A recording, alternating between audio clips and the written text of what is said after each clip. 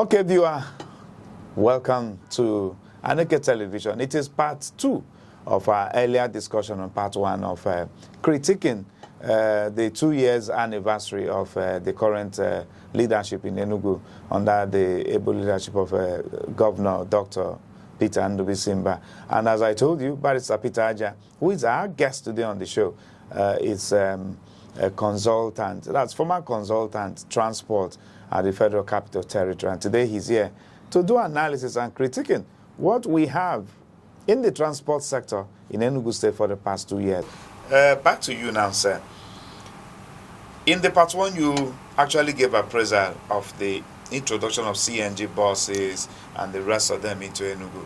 And you equally explained that it's not a problem because you know, the people are envisaging that trouble will come, that people will be thrown out of job, the tricycle riders, the minibuses, they will be stopped or banned, or their businesses will be taken away from them through the use of the CNG buses. But based on what you just explained already, I think that may not be much of a problem.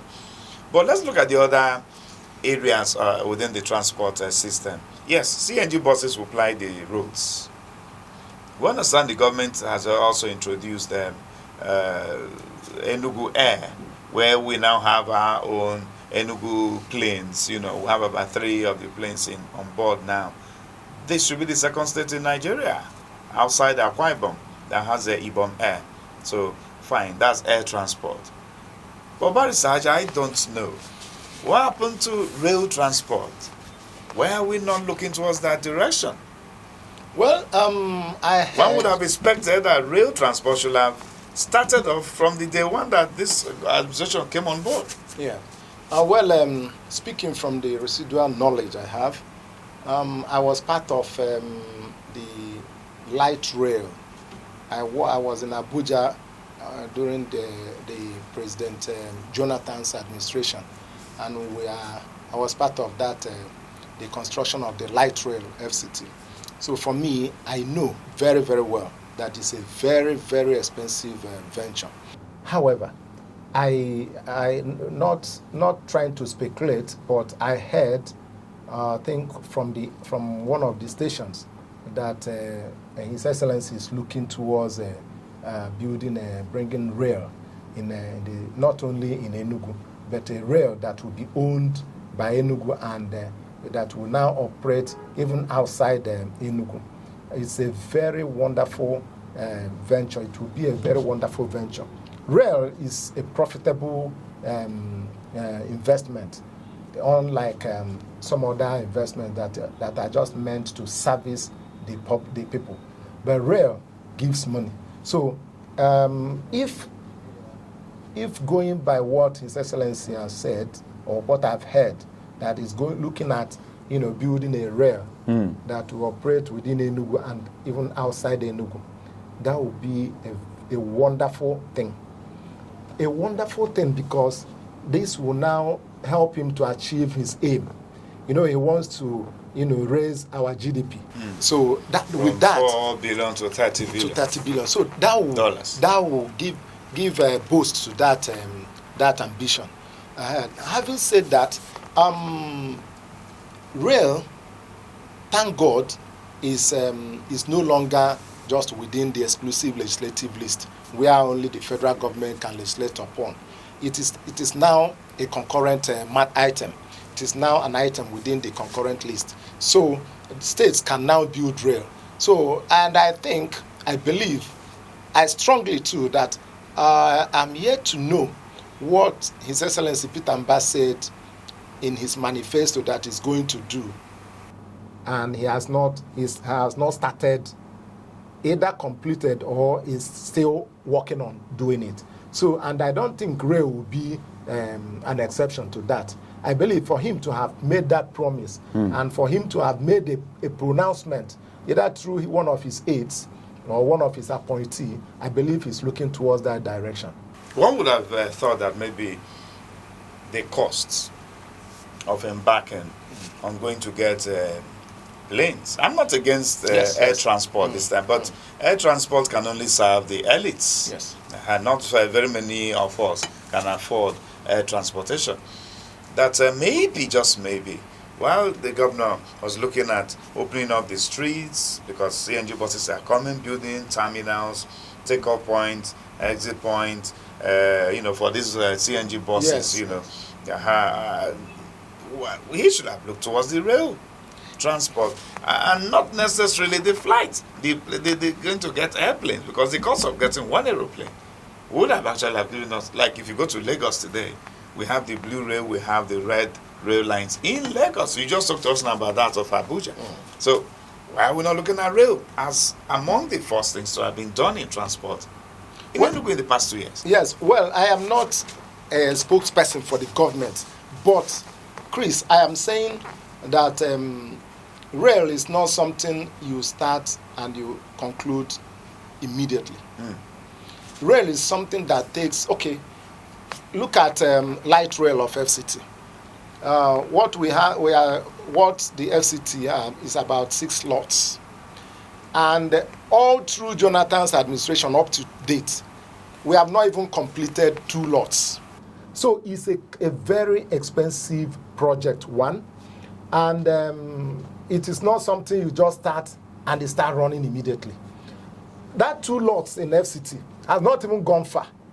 It's just maybe from Idu, go to airport and just around that axis. It has not even entered inside the city center. So I feel that even this Enugu A will help to contribute in facilitating or financing that of rail. So rail is a very capital project that only few people can venture into. Only few states can have the political will to venture into it. And I think for His Excellency to even start looking towards that direction, he has that political will to complete it. He has the political will to complete it. Okay, the signals are coming, but then, Barrister Ajah, we cannot let you out of our studios without asking you, are there areas, as a consultant, as an expert in the transport sector, who've seen the government for the past 2 years build good roads in Enugu? Yes. Now they've embarked on building terminals and bringing in CNG buses. Now they have succeeded in getting airlines, for the state as well. Are there other maybe areas you would have wanted the government to look towards? Where are there areas where you just feel you need to advise the government to look towards within the transport sector? Because as we said, the movement of people and goods from place to place is dependent on the transport sector. Yes. Now, let me just only speak on at least 3 issues. The first is to, I know His Excellency is a lawyer, so he knows that for you to tackle corruption very well, you must make a very strong legislation that will help sustain those investments even when we are no longer there. So I suggest that anything that is doing, call it high-capacity buses, because we've had high-capacity bus in Enugu, operation in Enugu.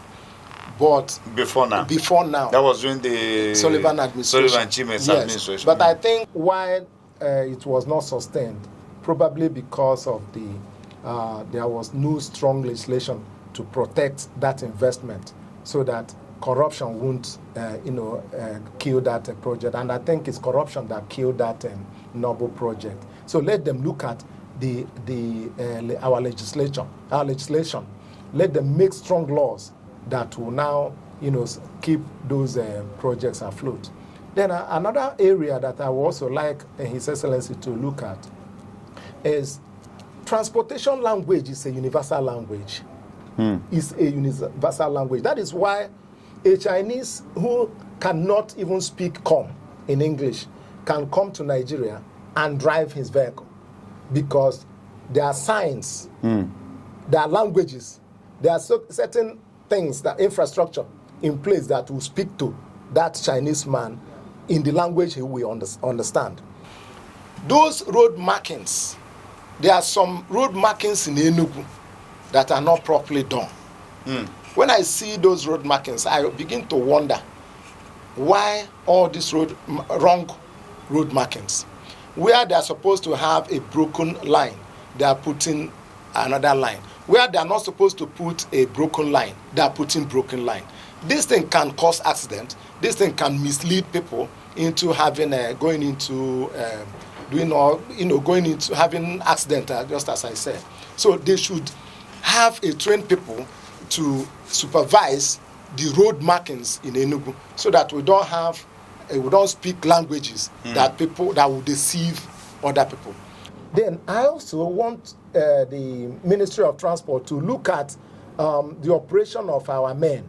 You know, the way our officers, our lawyers, yes, they should also look at them. There are certain places, certain areas that are not supposed to, stand and and check vehicles. Let me give you an instance. When you go to, as you are descending that hill to Akwata, and you see, or just by that hill, see our men mounting standing there, stopping vehicles and checking vehicles.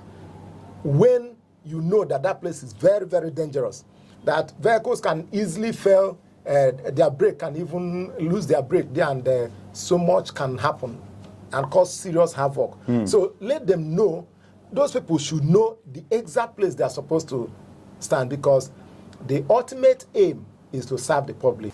That's and not the other way. It's just to serve the public. That is the ultimate aim. So on this basis, His Excellency Dr. Peter Mbah is doing marvelously well as far as transportation sector is concerned. He's doing marvelously well. All that he requires is just encouragement, and probably if there are other people who know about transport, they should also make some contributions, so that because I don't think he has claimed to have known everything. It's just that he's a good administrator, and he gives listening ear to people when they talk. Okay, giving listening ear to people when they talk. Yes, we say congratulations to the governor of Enugu State and the rest of political leaders in the country for doing 2 years in office for now. Yes, the conversation continues. It's not over yet. It's going to be running in series. But we must have to say thank you to Barrister Peter Ajah, a former consultant, Transport, FCT, for finding time to come talk to us. Thank you. My pleasure. We appreciate you, sir. Thank you so much. Thank you very much. Thank you. All right, dear viewer. That's the much we'll take on the part B of this discussion. It's a series, so more will come on other sectors. Stay with us. Chris Aniborg is my name. Bye for now.